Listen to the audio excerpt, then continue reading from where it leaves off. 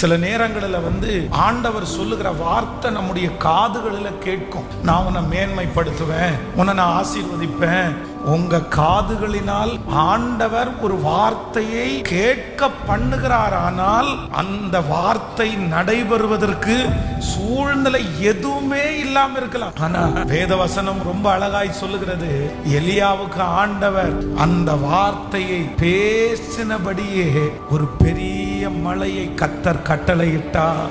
நான் நம்புறேன், கர்த்தருடைய வாயிலிருந்து புறப்பட்ட வார்த்தை உங்களுடைய காதுகளிலே தொனித்திருக்கிறது உண்மையானால், அந்த சத்தத்தை நீங்கள் கேட்டது உண்மையானால், அந்த வார்த்தை உங்களுக்காக கடந்து வருகிறதை நீங்கள் விசுவாசித்தது உண்மையானால், அது உங்களுடைய இருதயத்திலே சந்தோஷத்தை கொடுத்தது உண்மையானால், கண்டிப்பாக 7 நாட்கள் 7 வருடம் நீங்கள் காத்திருந்து கிடைக்காவிட்டாலும் கர்த்தருடைய